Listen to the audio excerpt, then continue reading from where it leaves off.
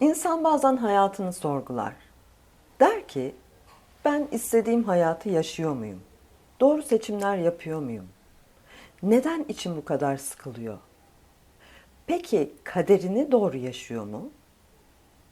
Peki kaderini yaşarken gökyüzü ona neler söylüyor? Seçimi, insan olmayı, kaderi ve tabii ki astrolojiyi konuşacağız. Bugünkü yolcumuz bize eşlik edecek. Mineciğim bizimle, astroloji kraliçesi diyeyim ben. Estağfurullah.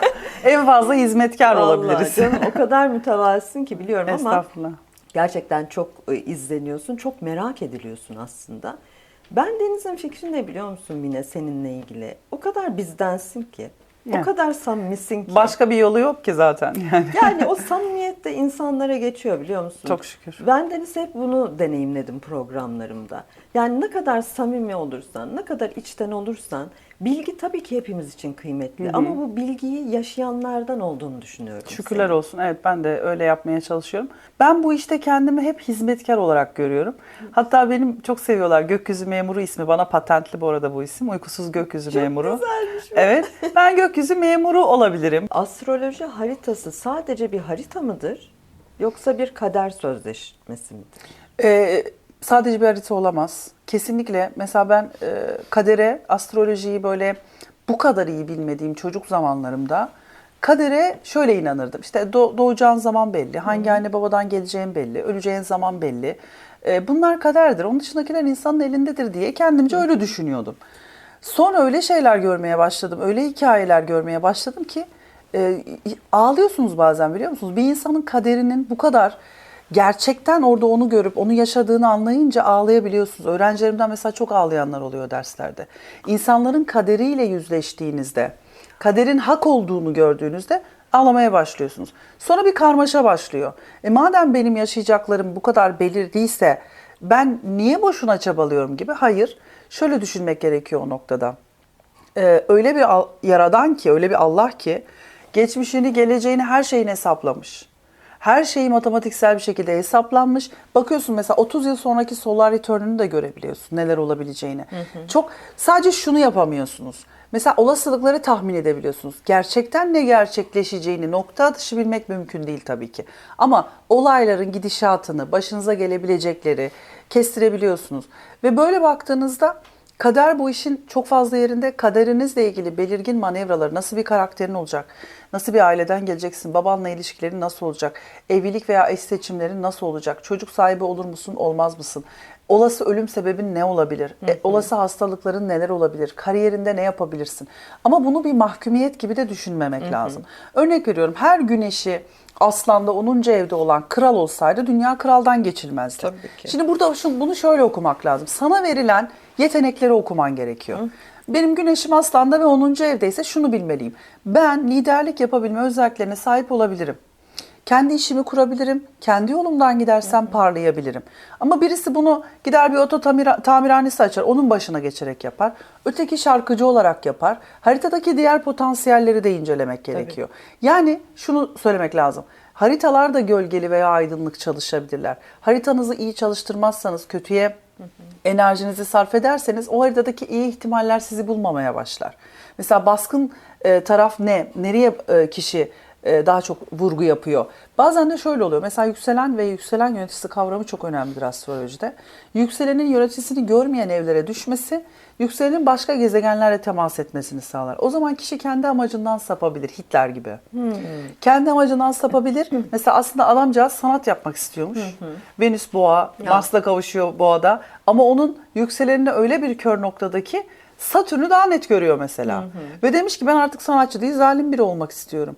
Yani, kötü olmak istiyorum artık demiş. Çünkü kendi yaşam amacını görememiş. Orada bir rehberlikle karşılaşabilseydi, onu yönlendirebilen, manevi boşluğunu doldurabilen birisi olabilseydi belki çok daha başka şeyler yapacaktı. Belki bu kadar zalim olmak yerine sanatını da icra edecekti. Daha iyi birisi olacaktı. Yani biraz burada sosyoekonomik koşullar var, nasıl bir aileden geldiğimiz var. Mesela bunun için ben 9. eve çok önem veriyorum. 3. ve 9. Nasıl düşünüyorum? Manevi rehberlerim var mı? Şimdi biz tabii Sevgili dostlar. Şimdi onlar diyecekler ki biz hiçbir şey bilmiyoruz. Şimdi ben çok vakıfım çünkü biliyorsunuz çok Evet. seviyorum astroloji. Şimdi ben 3. ev ne, 9. ev biliyorum ne ama Evet. bir de dostlarla Hemen anlatayım. paylaşalım lütfen. Düşüncelerimiz ve manevi alanlarımız. Yani nasıl düşünürüm? Manevi olarak nelerle karşılaşabilirim? 9. ev o kadar önemli ki eski astrologlar oraya Tanrı'nın evi demişler mesela. Oradan aldığınız bir şey varsa mesela hangi burç kesiyor orayı? Neresi, ruhuna nereden yaklaşmalıyım bir insanın? Hangi burç kesiyor, hangi gezegenler var? Mesela orası su elementi olduğunda 9. evimizin girişi. Daha doğuma hemen inanmaya meyilli oluyoruz. Orada Mars olduğunda daha mücadeleci Bak ben oluyoruz. Tanrı'nın evi diye bir ilk kez duydum. Evet, Valens, Ptolemy hepsi böyle söylemişler. 9. Helenistik ev astrologlar için. 9. ev için Tanrı'nın evi demişler. Çok güzel bir tanım. Öyle diyorlar. Dolayısıyla orada senin Yaradan'la olan bütün bağlantılarını görebilme şansın var. Ve ben rahmetli dedeme demiştim. Bir arkadaşımın kardeşi çok kötü yollara sapmıştı. Her şeyi ona danışırdım. Ona sormak istedim arkadaşım adına. Dedim ki, dede dedim benim arkadaşımın kardeşi dedim böyle böyle işte kötü yollara düştü, bağımlılıklar şunlar bunlar. Kızım çocuk sohbetsiz kalmış dedi. Muhabbetsiz kalmış. Evet, sohbetsiz kalmış. Çok önemli Çocuklarla o. dedi sohbet etmiyorsunuz dedi. Ben size her şeyi anlatırdım. Gerçekten bize çocuk yaşımızdan itibaren işte vicdanlı olmayı, işte manevi boşluk çok kötü bir şey. İnsan sadece maddeden ibaret değil ki. Dolayısıyla dünyayı sadece mesela İsrail'in haritası gibi düşünelim. Dünya üzerine, dünyevi zevk ve dünyevi sahip olma dürtüsü üzerine kurulu bir harita. Mesela bu bir insanda da olduğunda bu insan sadece kendini yüceltmeyi düşünecek ve başkalarına karşı acımasız davranacak. Dünya malına, dünya şöhretine, dünya lüksüne çok düşkün olduğunuz zaman manevi tarafınız aç kalıyor. Böyle insanları da ıslah etmek de çok zordur bu arada. Bunlar biraz da toprak elementi yüksek olan insanlar oluyor değil mi? Toprak çok bağlı. yüksekse dünyaya çok bağlı. Ateş çok yüksekse hırslarına ve Evet. kendi bencilliğine çok bağlı. Hava çok yüksekse güvenilmez ve çok havai bir enerji veriyor. Su çok yüksekse hem manipülatif oluyor hem kurban rolünde olabiliyor. Dolayısıyla denge çok önemli. Ve bak 20 Nisan 571 Peygamberimizin doğduğu gün. O gün haritasına baktığımızda ve bir takım çalışmalarla yükseleninin Kova, Plüton'un 1. evde Kova'da olduğu filan tespit edilmiş. Yabancı astrologların da birçok Türk astrolog arkadaşımın da ağız birliğiyle söylediği bir şey. Haritasında her şey dengeli. Ya. Ateş, toprak, hava, su her şey Alem dengeli. gibi işte. Evet ve ruh noktası da Süreyya yıldızıyla kavuşuyor. Evet. 7 kız kardeşler. İnanılmaz bir harita. Biz mesela öğrencilerimize bakarken dedik bu kesin doğru bu bilgi. Yani 20 Nisan 571 kesin doğru. Çünkü bu kadar şeyli bir harita olamaz. Ahenk ve denge Ahenk ve denge yani. içerisinde hiçbir İşte şey fazla değil. Onu bozmayın diyor. Yani bu da bir mesaj aslında. Evet. Yani bu dengeyi bizim tutturmamız gerekiyor. Evet. Kendi astroloji haritalarımızda da. O yüzden bir noktada ben önemsiyorum. Yani kendini tanımak, kendini bilmek, kaderinin hakikatine vakıf olabilmek için Evet. bendeniz hani değerlendirenlerdenim. Bizler neden kendi potansiyelimizi yaşayamıyoruz sence? Duygularımız engel oluyor. Şimdi duygusallık insanı, çok duygusal olmak, insanı bir noktaya hapsediyor ve duygularımızı aşamadığımız zaman potansiyelimizi de ortaya çıkaramıyoruz. Şöyle bakmak gerekiyor hayata. Kendinize bu noktada acımamak gerekiyor. Hani mesela filmlerde olur ya böyle madde bağımlılarına su sıkarlar. Evet. Çocukken izlerdik suların içinde bağırırlar, Evet, çağırırlar. evet. Yani gerekirse gidin soğuk duşlara girin. Ama bir insanı sizin hayatınızı yönetmesine izin vermeyin. Bir kere insan aşık olur, çok aşık olur. Her hatayı yapar. Her şeyin içine düşer. Böyle ölürcesine aşık olur. Gurursuzluk da yapabilir. Onursuz da davranabilir. Çok büyük hata yapabilir. O sizin bir ilkeniz olmak zorunda. İkinci bir kere de aşık olacaksınız. Çok aşık olacaksınız. Öyle bir kere oldum bir daha aşık olmam bunların hepsi yalan. Herkes aşık olabilir. İkinci bir kere aşık olduğunuzda şunu söyleyeceksiniz. Onurumu ve gururumu, birinci ben bir ay aslan olarak gurur ve onur benim için aşktan üstündür. Onurumu ve gururumu ayaklar altına aldırmayacağım. Çok seveceğim, çok mutlu olacağım onunla ama onurumu ve gururumu ayaklar altına aldırmayacağım. Bizim potansiyelimizi öldüren şey merkeze kendi yeteneklerimizi koymamamız. Mesela sen bu dünyaya bir şey için geldin muhakkak. O çiviyi oradan kaldırmak.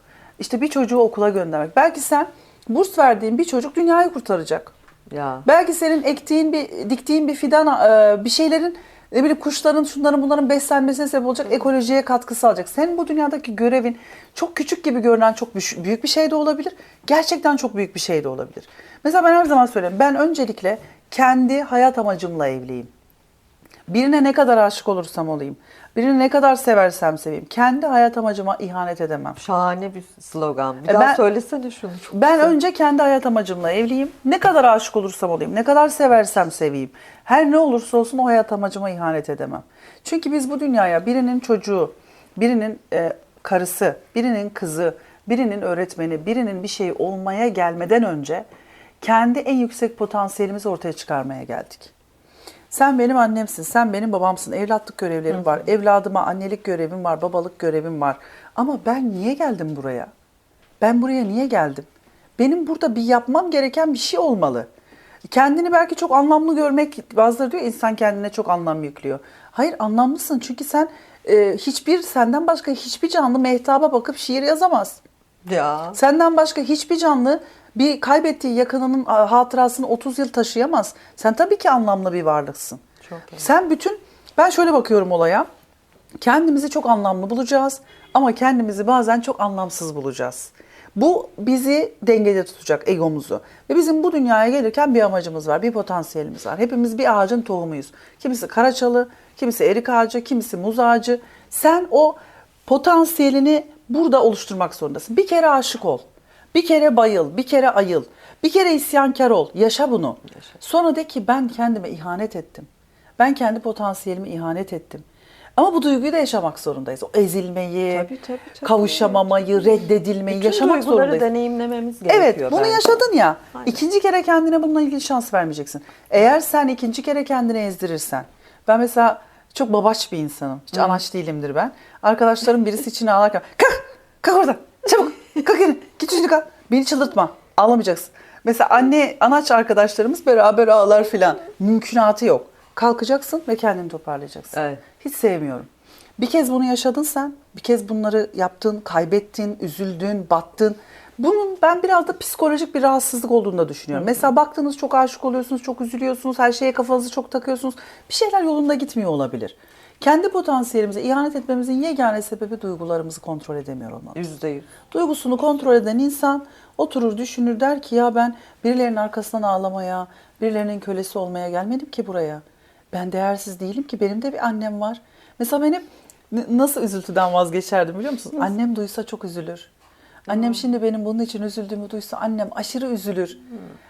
Annenizi düşünün yani. Hani annenizle aranız iyi olmayabilir, öyle istisnalar da var. Sizi bu dünyada mutlaka değerli gören biri vardır. Siz üzüldünüz diye mutlu olamayacak biri vardır. Onu düşünün. Onu da mı düşünmüyorsunuz? Allah'ı düşünün. Beni buraya bunun için mi yarattı? Beni birinin kölesi olmak için mi yarattı? Ne diyor Hazreti Ali? Allah seni özgür yaratmışken başkalarının kölesi olma. Yani başkasının kölesi olma, başkasının potansiyeline bak. Ve inanın bana, siz bir çaba gösterince, siz bir adım atınca hayat size 10 adım atıyor. İşler öyle bir açılıyor ki. Yani seveceğiz, aşık da olacağız. Evet. 2 kere de seveceksin, 5 kere de seveceksin. Ama her aşık olduğunda bir öncekinde yaptığın hataları yapmamak için kendine söz vereceksin. Çok güzel anlattın gerçekten ama tüm bu anlattığın şeyler aslında Türkiye geneline baktığın zaman bendenizin tespiti bu. Duygularla yaşandığı için hep kurban konumunda çoğu insan. Suçlu arıyoruz hep. Hep. Yani hiç kendi keşif yolculuklarımıza, içsel dünyamıza dönmüyoruz. Hep dış dünyayla çok ilgiliyiz. Evet. Yani benim Kendimizden tespitim kaçıyoruz, bu koşarak. aslında. Evet. Evet, koşarak kendimizden kaçıyoruz. Kesinlikle. Çünkü evet, ülkemizin haritası buna çok müsait. Evet. Biraz duygusal, Yengeç biraz de var, fedakar, değil mi bizde? yengeç, akrep, çok su var. Evet, kurban gibi görme potansiyeline çok sahibiz. O noktada şunu düşünün. Birinin size bir şey yaptığınla uğraşırken veya kurban rolünde olduğunuz hissiyle uğraşırken veya hatalarınıza kılıf ararken, kestirmeden gitmek varken yolu uzatıyorsunuz. Yine kendi potansiyelinize ihanet ediyorsunuz. Yani mesela o bana bunu yaptı da ben böyle yaptım. Birisi oturur yalanlarına kılıf arar, hikaye uydurur. Ötekisi başına gelenler için sürekli ben bunların hiçbir zaman mutlu olduğunu görmedim. Birisi bana bir şey yaptı. Ben yapı itibariyle çocukluğumdan beri, dedemin de tabii ki beni telkin etmesiyle, ben başıma gelen her şeyi Allah'tan bilirim. Yolumu kesen de kesmesi gerektiği için kesti. Bana kötülük eden de yapması gerektiği için yaptı. Orada kontrol bende. Ben buna karşın ne yapacağım? Her şeyin bir hikmeti vardır. Ve gözünüz kara olursa Allah size o anda tamam diyor. Gözünüz kara olacak. Diyeceksiniz ki ben bunu yapacağım. Ya yapacağım ya yapacağım. Bu yoldan beni döndürmek isteyen olursa da dönmeyeceğim. Ben bunu yapacağım. Yapacağım, görürsünüz. Bundan dönmeyeceksiniz. Bunu dediğiniz noktada hayat size işte gül bahçesi gibi oluyor. Siz o gözünüzü karartıp ben bunu yapacağım dediğinizde. Yani insanlara çok bağlı, insanlara göre, insanlara için bunları bir bırakmak gerekiyor. İşte bunların sebeplerinden bir tanesi de şu galiba Mineciğim. Çoğu insan kendi hayatının misafiri gibi yaşıyor. Çok severim bu Kendinden sözü. de çok kaçıyor insanlar. Evet. Yani biz misafir değiliz ya. Bu dünyada misafir olabiliriz ama kendi öz kimliklerimizde biz sahip çıkmalıyız yüreğimize, içimize, inancımıza, düşüncelerimize. Çok güzel anlattın. Çok teşekkür ederim. Bir de böyle kadersi buluşmalar, kadersi karşılaşmalar vardır. O haritada da görülür. Çok Dersin görülür. ki özellikle ikili ilişkilerde bu insanın işte kader döngüsü. Bu tam olarak nedir? Bize açıklar mısın bunu? Şimdi özellikle geçmişten gelen konular veya işte geçmişte yaşanan şeyler insanın doğum zamanı yaşadığı, anne rahminde aldığı tutulmalar, yeni aylar, dolunaylara çok ilgili. Mesela ben öğrencilerime de hep söylüyorum. Bir haritadan ay düğümlerini çıkartın, annesinin rahminde aldığı tutulmaları, dolunayı ve yeni ayı çıkartın. Birçok şeyi göremez hale geliyorsunuz. Bizim için belli dönemler var. Mesela 9 yılda bir biz doğum zaman annemizin rahminde aldığımız tutulmaların benzeri bir tutulma alıyoruz. 18 yılda bir, bunun yaklaşık 18 yılda bir aynısını alıyoruz. Bu tarihlerde hayatımızda bilelim ki karma kapıları ardına kadar açıktır.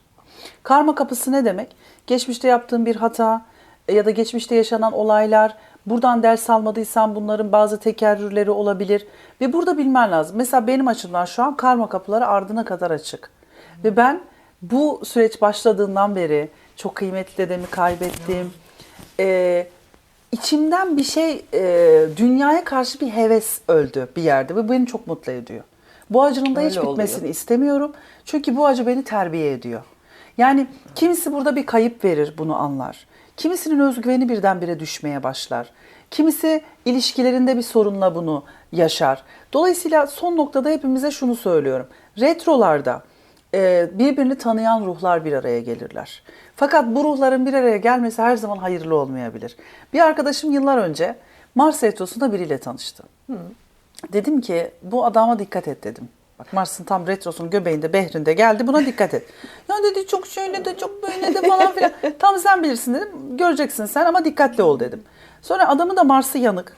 Mars yanık demek Güneş'in Mars'la 8,5 derece önünde arkasında, bu gerçekten gezegeni sıkıntılı bir duruma sokar. Çok. Eski alimler de bu pozisyonu pek sevmezler. Sevmezler. Retrodan daha kötüdür yani.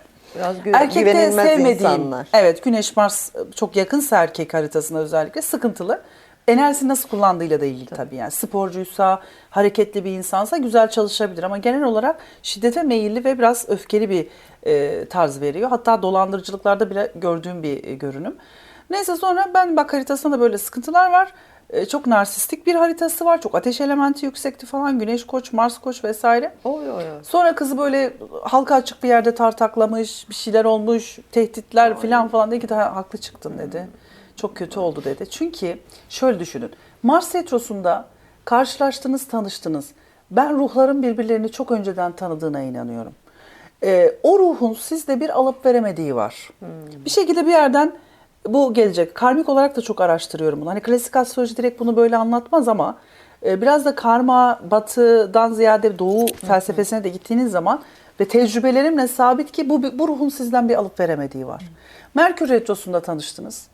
Yine bu ruhla bir, mesela örnek veriyorum, aranızda bir nefret mi, hesap kitap karmaşası mı, neyin karması bilemiyoruz tabii. Bazıları reenkarnasyona inanıyor, bazıları inanmıyor, bunu bilemiyoruz ama atalarımızdan beri gelen bir şeyin devamı da olabilir. O epigenetik aktarımla gelen veya ata karmaları dediğimiz şey, ben buna da çok inanıyorum bu arada. Hani bir şekilde seni onunla bir araya getiren ruhsal bir bağlantın var. Hesap hatası mı yapıldı, para hatası mı yapıldı, maddi bir hata mı yapıldı, manevi bir hata mı yapıldı bilmiyorum ama sonradan ya bu insanlar ortadan kayboluyorlar ya da bir şekilde hayatınızda kalıcı olmuyorlar. Venüs retrosunda bir kadınla tanıştım. Çok enteresan bir kadındı. Hayatım boyunca bir daha kadını hiç görmedim ve izini de kaybettim. Mesela kaç yılıydı? 2014'tü. Ve Venüs retrosu boyunca sürekli kadınla havuz başında buluştuk. Orada tanıdım, orada tanıştım. Yaklaşık bir ay boyunca her gün buluştuk. Sonra birden taşındı gitti. Hayatım boyunca bir daha telefonu falan da kaybettim. Bir daha hiç görmedim. Çok enteresan şeyler öğrendim ondan. O da size şunu anlatıyor. O ruh sizi tanıyor ve orada onunla karşılaşmanız gerekiyor. Sadece şunu söylemek lazım. Bu karşılaşmalar çok anlamlı olabilir.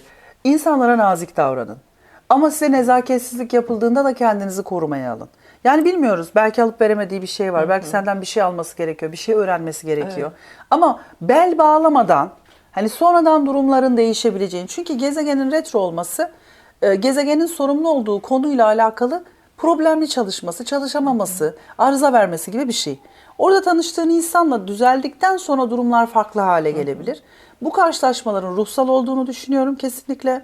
Ve bu ruhsal karşılaşmaların insana bir şey öğrettiğini düşünüyorum. Evet, Ama kadersel gidip de bel karşılaşma. bağlayıp kesin çok iyi olacak, aşık oldum, hayran oldum dediğinizde işlerin ucu sonra sizi üzecek bir noktaya gelebilir. Ben buna dikkat ediyorum. Çünkü bunu sadece bilgiyle bulmadım. Yıllardır tecrübe ediyorum. ediyorsun. Çok tecrübe ediyorum, çok analiz ediyorum. Mutlaka not ediyorum. Tanışmaları, danışanlardan gelen bilgileri, kendi hayatımda olanları ve bunlar beni şu noktaya getirdi.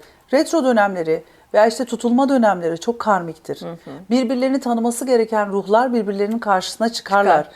Ama bunun ne için geldiğini bilmiyoruz. Sana iyi bir şey mi getirecek, senden bir şey mi Orada götürecek? uyanık ve akıllı olmak Evet, gerekiyor. çok bel bağlamadan. Evet, yani çok kadere de bel bağlamayacaksın ama işte o ikisini dengelemek gerekiyor. Yani aklı ve gönlü dengelediğimiz zaman zaten o ahenk ve huzur o yolda ilerlemenizi sağlıyor bence. Bence de. Madem bu kadar çok harita var, hayatında çok tecrübe var, çok bilgi var, başarılı insanların ortak noktası ne? Bir kere genellikle başarılı insanlarda yine o söylediğim element dengesi çok önemli. Çünkü insanı bitiren şeyler duyguları dedik ya. Duyguların içerisine şöyle bir baktığımızda mesela çok öfkeliyse kaybediyor. Başarılı da olsa kaybediyor. Çok duygusalsa kaybediyor. Su çok fazla, ateş çok fazla, hava çok fazla, istikrar gösteremiyor. Bir yere bağlı kalamıyor. Toprak çok fazla, çok garantici, bir türlü risk alarak ilerleyemiyor filan. Bir kere denge çok önemli. Başarılı insanların ortak haritalarında gördüğüm şey dengeli olmaları genel olarak. Ve genellikle çalışkanlıkta özellikle toprak elementi güçlü olan işte veya işte Mars'ı çok güçlü olan insanlar azimli ve çalışkan olabiliyorlar. Gezegen yerleşimleri burada çok önemli ama işte Güneş'in iyi bir yerleşimde olması, gündüz haritasında Güneş'in, gece haritasında Ay'ın güzel bir pozisyonda olması, bazılarının için bu başarı da getirmiyor, kolaylık da getirebiliyor ama genel olarak ortak özellikleri, element dengelerinin çok iyi olması, gezegenlerin çok fazla düşük veya zararlı konumlarda, bizim böyle yani tabirlerimiz var, oralarda olmaması, özellikle böyle 12. ev ağırlıklı harita olmaması. Mesela 12. ev gerçekten insanı bir noktaya kapatabiliyor. Evet. Başarıların önünde engel ve kısıtlayıcılık getirebiliyor. Özellikle iç gezegenlerin de retro olmaması. Buna da dikkat ettim. Mesela Merkür retrosu'da doğan arkadaşlarımıza baktığımda çevremde, kardeşlerimde falan da var. Sanki hep geç açılıyorlar gibi oluyor. Geç açılıyor ama iyi açılıyorlar. İşte Venüs retrosu, Mars retrosu bunlar böyle içsel, bireysel engelleri çıkarabildiği için onlarla uğraşırken kişi gerçek potansiyelini geç ortaya çıkarabiliyor. Yani klasik olarak baktığınızda gündüz haritasında Güneş'in, gece haritasında Ay'ın güçlü pozisyonda olması, gezegenlerin güçlü, asaletli konumlara sahip olması illaki başarıyı getirebiliyor mesela. Peki şimdi bugün 2 Nisan ve yine bir dolunay var. Evet. Bu da pembe dolunay mı? Pink Moon. Pink Moon. Bugün Pink Moon'dayız. Evet. Bir de kanlısı var bunun. Bu Evet. daha mı güzel şimdi Pink Moon? Yok, o tamamen çiçek açma, işte bu baharın gelişiyle alakalı. Kuzey Amerika yerlerinin daha çok verdiği isimler. İşte çiçeklenmeyi anlatan, baharın gelişini anlatan. Güzel mi diyeceğiz o zaman? Yani bu dolunayda bizi neler bekliyor? Şimdi Pink Moon güzellikten ziyade şöyle, bizim için bunlar daha çok astronomik veya işte halkların verdiği isimler, o işte onların yaşam döngüleri, ekim, biçim, tarihlerine göre verdiği isimler. Bunlar da çok kıymetli. Ama bir dolunayın iyi mi kötü mü olduğunu anlamak için o dolunayın daha çok biz astrolojik haritasına bakarız. Dolunaylar genel olarak şey gibi düşün hani. Ay güneşle kavuşur yeni ayda. Evet. Bütün takvimlerde orayı simsiyah görürüz. Evet. Çünkü ayın ışığı asla görünmez, yanar. Düşünsene güneşin koynuna girdim, yandım. Azıcık uzaklaşır, hilal olur. Hilal olduğunda da enerji pasif agresif akar. Biraz meydan okumaya başlar. Dolunay'a kadar büyüdüğünde düşünsene ondan aldığı ışıkla ona meydan okumaya başlar. Dolayısıyla dolunayda her zaman bir meydan okuma enerjisi vardır. Yaptığınız işleri görünür hale getirme enerjisi vardır. Terazi burcunda gerçekleşen dolunaylar ilişkiler üzerine çok önemli konuları gündeme getirir. İşte mesela baktığınız zaman özellikle terazi, koç ağırlıklı haritalar, akabinde yengeç, oğlak ağırlıklı işte yükselen, güneş buralarda kümelenmesi olanlar daha çok böyle ilişkiler, aile içi konularla ilgili bir şeyler artık görünür olmaya başlar. Ayrılacaksa ayrılığı, evlenecekse evliliği, evini değiştirecekse bu değişimle ilgili şeyleri net olarak görmeye başlar. Dolunay'ın kesinlikle bizim üzerimizde de, doğa üzerinde de çok büyük etkileri var. Dolunay bir müsabaka gibi. Aynı zamanda sevenin sevdiğini de görmesi gibi. Buna iki taraftan bakmak lazım. Bak geldim, beni yakmıştın, karşındayım. O ışıkla kendime, o yanma ateşle kendime ışık yaptım. Sen beni yaktın ama ben o ateşi aldım, kendime ışık yaptım. Bak parlıyorum şimdi. Bu döngü her zaman devam eder. Aslında kadınların yaşamında çok daha etkili ayın bu halleri. Duygusal yaşamlarında, insanların da dişil taraflarında, erkek kadın fark etmeksizin çok etkili. İlişkilerimiz üzerine bir sorgulama getirebilir. Hukuk, adalet, adli konularla ilgili çok önemli haberler ve gündemler getirebilir. Bu konularda kararlar getirebilir. Mesela terazinin temsil ettiği tüm alanlar, ilişkiler, sanat, edebiyat, danışmanlıklar, adalet, adli meseleler, denge üzerine, uyum üzerine olan bütün sistemler. O zaman yine hapis cezaları, yine tutuklamalar falan göreceğiz. Olabilir. Bunların üzerine de sadece tutuklama olarak değil, bunların üzerine konuşmak, bunların üzerine harekete geçmek. Mesela işte atıyorum Adalet Bakanlığı'nın önemli yeni kararları olabilir. Veya adli meselelerle ilgili önemli yine ortaya çıkan, netleşen durumlar olabilir. Süregelen mevcut davalarla ilgili önemli kararlar, açıklamalar gündeme gelebilir. Ve bunlar bize adaleti sorgulatır. Ya ah çok şükür adalet yerini buldu deriz ya da neden adalet yerini bulmuyor deriz. Adaleti Dolunay gözümüzün önüne getirir ve iyice gözümüze onu sokar. Ortaya da çıkmasını sağlar. Evet, çıkmasını sağlar. Şimdi kendimize baktığımız zaman, döndüğümüz zaman insan ne ister? İnsan güvende olmak ister. Çok. Yaşamanın birinci şartı. Güvende hissetmezseniz su bile içemezsiniz o panikle. Değil mi? Çok önemli. Doymak ister çünkü yaşaması için buna İkinci çok şartı. ihtiyaç vardır. Bu iki kavramdan yola çıkarsan Türkiye'yi nasıl günler bekliyor? Mesela şimdi tabii bu savaştan dolayı da su savaşlarının çıkacağını da zaten çok daha önceden Yıllardır. Neptün Koç'a geçti mi bunu bekleriz. Söyleniyor. Evet. Şimdi soruyla bu kitabı birleştireceğim. Çünkü sen bunu çok önce yazmışsın. Şahane de bir şey yapmışsın. Öngörü kitabı bence bu zaten. Teşekkür ederim. Gönlüne sağlık, bilgilerine sağlık. Eğer okumak isterseniz hiçbir şeyden her şey mümkündür. Çok da güzel. Bu da ülkemize aslında söylediğim bir şey. Hiçbir şeyden her şey mümkündür.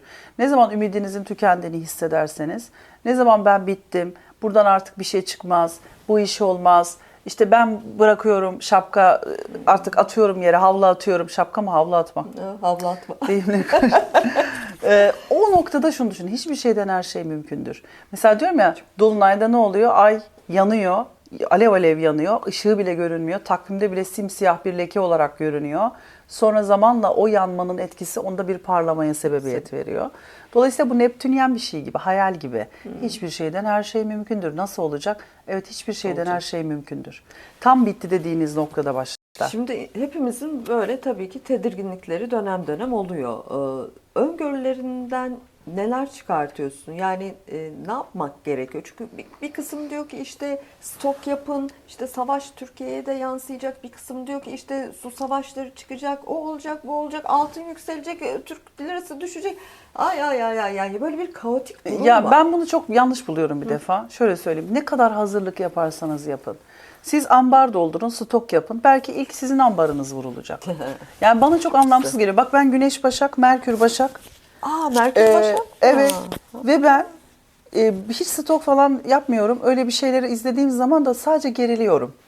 Yani ben de görüyorum böyle şeyler.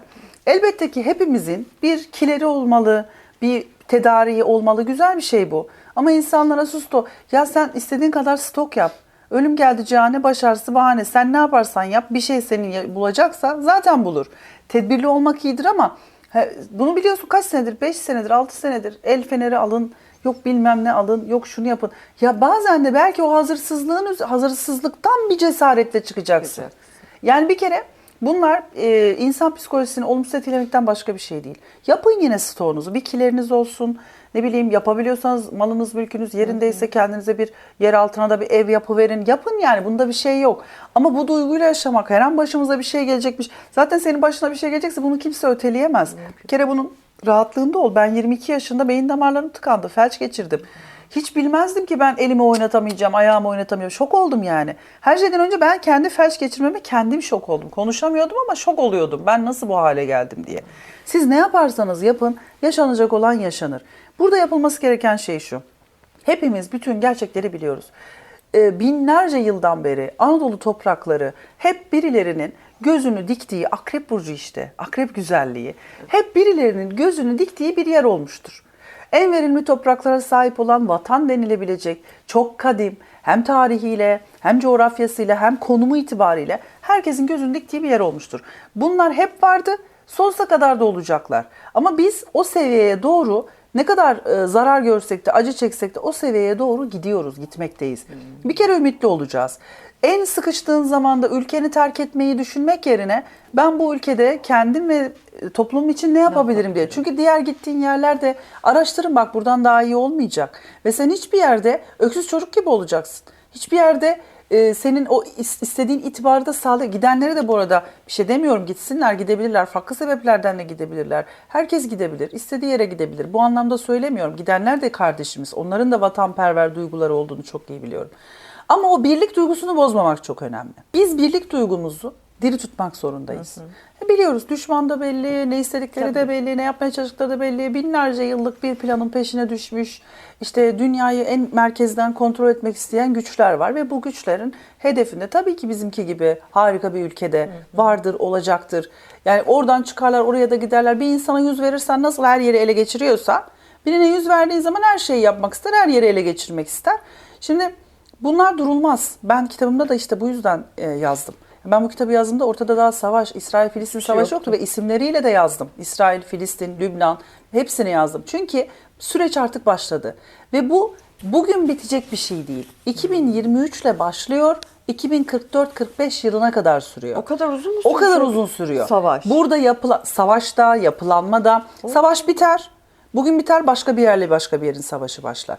Burada sonuç olarak suyu kontrol etmek Fırat ve Dicle, efendim bu oradaki bütün Orta Doğu'yu çok büyük bir ülke haline getirip kontrol altına almak ve onların nezdinde çocuklara ne olmuş, büyüklere ne olmuş, ülkelere ne olmuş umurlarında değil. Bir hedefleri var. Bu hedef doğrultusunda eğer durdurulmazsa sonuna kadar gitmeyi planlayacaklar. Bugün burada biter, yarın başka bir yerde başlar. Amaçları belli ve bu amaç doğrultusunda durmak da istemeyecekler. Bu noktada Türk halkının, özellikle Türkiye çok güçlü bir ülke ve Türkiye başka ülkelere de benzeyen bir ülke değil baktığınız zaman. Evet, kendi içimizde çatışmalarımız oluyor vesaire ama en ufak şeyde bir bakıyorum hemen birlik duygusu, hemen beraberlik duygusu. Dolayısıyla öyle hemen Türkiye'ye gireyim de böyle bir şey mümkün değil tabii ki. Ama bunu deneyeceklerdir elbette. Deneyeceklerdir ve bu hemen durulmayacak. Bugün bitsin, yarın yine başlayacak. Şimdi Satürn Koç burcunda. Satürn Koç burcunda ve Mars'la kavuşacak önümüzdeki günlerde. Bu da Nisan ayında yine özellikle İran üzerinden ayaklanmaların, iç karışıklıkların, savaş etkilerinin devam edeceğini gösteriyor. Ve İran'ın bu sancılarının 2028 Nisan'ına kadar, hatta oraya birkaç ay daha opsiyon koyalım, bitmeyeceğini gösteriyor. Rejim değişecek mi, değişmeyecek mi? Bu sefer rejimin değişmesini isteyenlerle istemeyenler arasında bir çatışma çıkacak vesaire. Bir sürü burada bir karmaşa var. Satürn ve Mars, bir kere Satürn Koç'a geçti ve bizi Satürn o dönem, yani yaklaşık 2,5-3 yıl böyle yayın, neyle sınayacağını gösteriyor. Bizi neyle sınayacak? Savaşlarla sınayacak. Liderlik naraları atanların düşüşleriyle sınayacak. Askeri olarak ben çok güçlüyüm diyenlerin düşüşleriyle sınayacak. Çünkü Satürn Koç'ta düşer, aciz durumdadır. Burayla anlaşamaz. Dolayısıyla Satürn Koç'ta pervasızca savaş başlatanları. Çünkü Koç savaşmak demek, Satürn de bir yaşlı, olgun, bloke eden, sabırlı bir enerji. Koç'taki sabırsızlıkla, tabii değil mi Satürn? Satürn aynı zamanda yaşlı bir otorite gibi düşünelim. Bloke ediyor burayı. Diyor ki sen kafana göre savaşırsan ben sana neler yaparım, düşürüyor. Koç'ta düşmesinin sebebi bu. Çünkü Satürn olgunluk ister, sabır ister, strateji ister. O yüzden Mars Oğlak'ta çok yücelir. Satürn'ün yönettiği Oğlak'ta. Çünkü düzenli bir ordu komutanı gibi. Her şeyi ayarlayarak, sabırla, stratejik olarak ne kadar yer yanar, kime ne kadar zarar veririm düşünmektir. Satürn düşünerek, analitik bir şekilde oturup hesap yaparak hareket etmek isterken Koç'un o sabırsız doğasında diyor ki ben seni düşürürüm. Savaş başlatanlar, pervasızca harekete geçenler düşecek anlamına geliyor bu. O zaman bunu daha küçük bir halkaya indirgersek, yani bu uluslararası tarafı, biz kendi halkamıza indirgersek de kendi iç hayatımızda, sosyolojide, işte ev hayatımızda, iş hayatımızda da aynısı geçerli. Aynısı geçerli. Değil mi? Mesela işte kendi emeğinle bir yere gelmediysen, çok çabuk harekete geçtiysen, düşüncesizce sistem kurmaya kalktıysan düşersin. Burada senden şunu bekliyor. Tek başına bir şey başarma cesareti göster. Ama bunu yaparken de dürüst ol, sabırlı ol. Yani adeta mesela bunlar baktın bir anda savaşa başladılar. Satürn'ün en istemeyeceği şey bir anda savaşa başladılar. Bir anda ortalığı velveleye verdiler. Bu olmaz. Yani konuşmaya devam etmeyi denemeliydi. Argümanları doğru olmalıydı. Yalandan değil doğrudan ilerlemeleri gerekiyordu. O zaman başarılı bile olabilirlerdi Allah muhafaza. Sabırsızlık, ben bilirimcilik, ben isterim oldu demeler, kavga çıkaranlar, pervasız hareket edenler mutlaka belasını bulur bu süreçte. Düşer çünkü. Peki o zaman meşakkatli yıllar bekliyor bizi. Bekliyor. O çoktan başladı. Ben daha biliyor musun lise sondaydım. Böyle kendi kendime bakmaya çalışıyordum. Diyorum ki 2019 yılında ne olacak acaba? Kıyamet mi kopacak diyordum. Ben 2019'a kafayı takmıştım. Sebebi de şuydu. Bakıyordum işte Jüpiter, Plüton, tutulmalar hepsi Oğlak Burcu'nda. Dedim ki Oğlak Burcu gibi bir burçta bu kadar yerleşim varsa dedim herhalde dünya ya çok büyük depremler olacak dünyanın her yerinde. Ben çocuk aklımda böyle düşünüyordum. 2019'da kıyamet kopacak falan diye düşünüyordum o zaman. kadar. Yani ben bunu Şey oldu işte işte, değil lise mi? sonda işte Korona 2005-2006 süreci. yıllarında bunları düşünüyordum. İşte korona ile aslında 2019'da bizim son en iyi yılımızdı.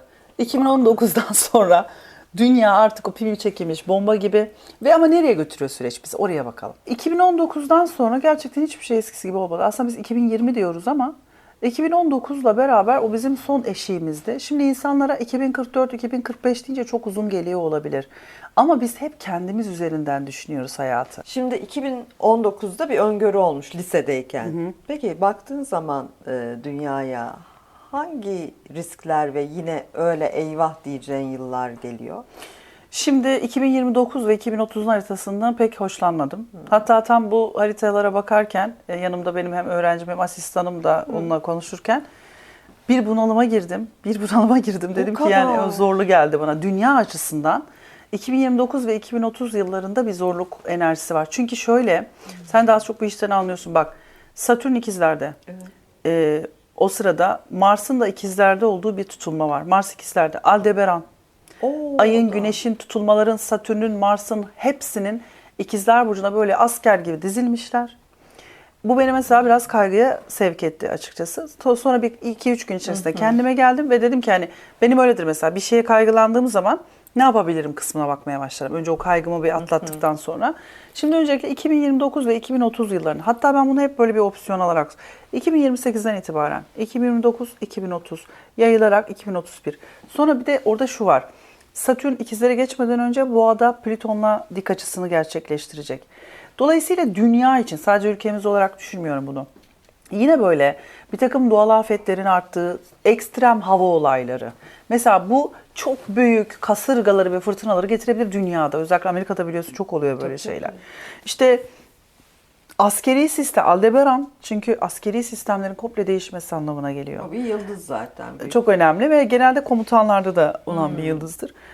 Dünyada böyle yine bir kabuk değiştirme, o 2044'e kadar olacak olan sürecin bir atağı gelebilir o tarihlerde. Biraz geriden alarak 2028, 2029, 2030, 2031. Bu yıllar çerçevesinde herkes planını ona göre yapmalı. İşte dayanıklı yerlere geçmeli, daha akıllıca hareket etmeli, yatırımlarını ona göre yapmalı diye söyleyebilirim aslına bakacak olursan. Bu 20 yıllık sürece de baktığınızda herkes diyor ya çok uzun filan. Çünkü hep kendimiz üzerinden düşünüyoruz. Biz buradan gideceğiz. Bizden sonra başka bir nesil gelecek. Dünyada artık ben bilirim, ben yaparım, ben yaptım olduğunun sonu geliyor. Yani bir sistem dönüşümü yaşanıyor. Hatta daha ötesi sana bir şey söyleyeyim mi? Artık yeni kurallar, yepyeni kaideler, yepyeni inanış çeşitleri bunlar da türemeye başlayabilir. Dünya artık başka bir noktaya geçiyor. Zekanın, bilginin, teknolojinin çok ön planda olduğu bir noktaya geçiyor. Bak Peygamber Efendimiz doğduğunda Plüton Kova'daymış sallallahu aleyhi ve sellem. Plüton Kova'daymış ve kendi bulunduğu toplumun bütün alışkanlıklarını komple değiştirmiş. Değil mi? Lider. Mesela Atatürk'e baktığınızda benim kabul ettiğim ve üzerine çalıştığım haritada Mars Kova'da. O da Plüton'un kardeşi. O da büyük bir sistem değişikliği. Yani burada bir kabuk değiştirme süreci var. Artık bu eski sistemlerle devam edemediğimizi 20 yıl içerisinde görerek, değiştirerek, işte ben yaparım, her şey benim, bu benim, bu da benim, o da benim diyenlerin düştüğünü göreceğiz. Çünkü Plüton Kova'da düşüyor. Mesela ben yine bunu 2005 yıllarında araştırıyordum. İşte seri katillerin haritalarına falan bakıyordum. Mesela işte bakıyorsun hep Plüton Aslan'dayken bunlar hortlamış. Ya da Plüton Aslan'dayken doğanlar hortlamış. Çünkü Plüton Aslan'da yüceliyor ama kötücül bir gezegenin yücelmesi iyi bir şey değil. Tabii. Katliam ve kötülüğü de beraberinde getirebilir. Kovada ne? Tam tersi. Sen tek başına her şeye karar veremezsin. Plüton Kova. Sen insanların kaderine tek başına karar veremezsin. Sen benim dediğim oldu diyerek insanlara bunu dayatamazsın. Baktığınız zaman mesela bir de şöyle bir şey de var. Bütün Türk birlikleri Plüton Kova süreçlerinde kurulmuş. Selçuklu'ya bakın, Osmanlı inanılmaz bir şey bu ya. Selçuklu, Osmanlı, ondan önceki Uygur Türklerinin kurduğu devletler. Çok önemli bir şey söylüyorsun şu anda. Türk birlikleri her zaman, evet Türk birlikleri her zaman Plüton Kova'dayken güçlenmişler. O zaman Türkiye için tabii ki bu yine güçlenme. Güçlenecek. Şöyle güçlenecek. Kurtlar geliyor. Bakın evet Kurtlar zorluklar geliyor. olabilir, acılar yaşanabilir, arada iniş çıkışlar yaşayabiliriz ama şunu hiçbir zaman unutmayın. Bu dünyadaki Türk birliklerinin harekete geçmesi ve Türk ulusunun eninde sonunda yükselmesi demek. Eninde sonu. Hep böyle olmuş. Yani bu sefer değişecek hali yok. Dua ediyoruz. Evelallah. Peki hepimiz ciddi krizler yaşıyoruz. Bu yaşadığımız krizler bize gökyüzünden bir uyarı mı aslında? Tabii ki. Bak şimdi. Çok güzel bir şey var benim bu sevdiğim. Mesela meditasyon yapanlar, namaz Evet. kılanlar, tefekkür haline geçenler bunu çok iyi bilir. Şimdi oturuyoruz, kendimizi aramaya çalışıyoruz ya da bulmaya çalışıyoruz. Gözlerimizi kapatıyoruz. Biz aslında her an büyük kozmosla iç içe olan yavru bir kozmosuz. Mesela şöyle düşün. Neden Allah insanı yarattı? Allah, hani diyor ya mesela insan olgunlaştıkça, kamil oldukça Allah onun gözüyle dünyaya bakar, o da Allah'ın gözüyle dünyaya bakar. Gökte dev, yani gökte de demeyin, yani kainatta dev bir kaynak düşünün, tamam mı? Siz o kaynağı, hani büyük bir ışık kaynağının, işte biz burada kameraya çeken ışık gibi, siz de o küçük yansıtıcı ışıklarısınız. Yukarıda ne varsa aşağıda da o var. Hermes Trismegistus. Yukarıda ne varsa aşağıda da o var. Peki ben ilk kitabımda da bunu yazmıştım. Aşağıda ne varsa yukarıda da o olur. Yani biz burada katliam yapalım, kan dökelim. İşte bir kere bizim ne zaman biz tam insan olacağız biliyor musun? Biz artık öyle bir noktaya geleceğiz ki hiçbir canlıya zarar veremeyeceğiz. Ağacın dalından özür dileyerek yürüyeceğiz. İşte biz o zaman gerçekten Var insan mı olacağız. böyle bir dönem?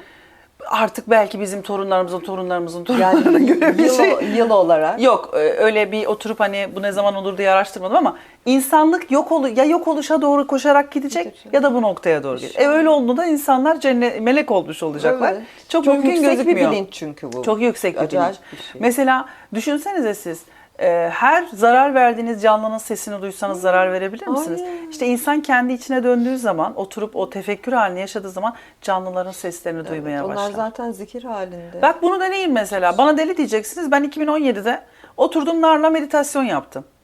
Meditasyon yapıyorum. Diyorum ki bana kendinle ilgili bilgi ver. Bana lütfen kendinle ilgili bilgi ver. Ve bana nasıl bir biliş hali oldu biliyor musun? Biz nar ağaçları, içimizden bir nar hasta olursa hepimize bunun bilgisi ulaşır. Ve ben bunu ilk kitabımda da yazdım. Yani bir bitki bu bana cevap veremez demeyin. Her şeyin bir ruhu var. Var. Dolayısıyla ve ondan sonra şöyle haberler çıkmaya başladı yıllar sonra. İşte ağaçların altında birbirlerine haber veren bir sistem olduğu. Aynen. Yani kendinizi nardan üstün görmeyin, nardan ayrı görmeyin. O sende, sen onda, birbirinizi aynalıyorsunuz. Biz yukarıya aynalıyoruz. Dolayısıyla buradan geldik gidiyoruz. Böyle ömrüm geçti falan bunları bırakalım bir kenara.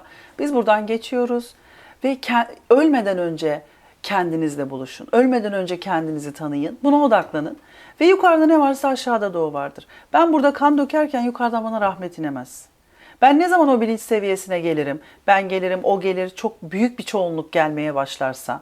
Bir kadını ağlatmamayı öğrenmek. Bak mesela kadınlara iyi davranan toplumlara bak, kadınları üzen toplumlara bak. Ne kadar. Çocuklara, Kadının üzüldüğü, hayvanlara. ağladığı aileye bak, kadının Ya. mutlu olduğu aileye bak. Kadını, çocuğu, hayvanı, ağacı darlarsa gökyüzü de sana o darlamanın sonucu. Aslında bize Allah veya kainat veya gezegenler bir şey yapmıyor.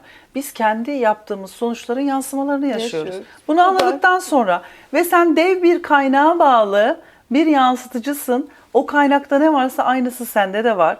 O alıcıları çalıştırmaya bir başla. Ondan sonra her şeyi izlersin ve her olayda da dersin ki Allah'ım sen ne kadar büyüksün.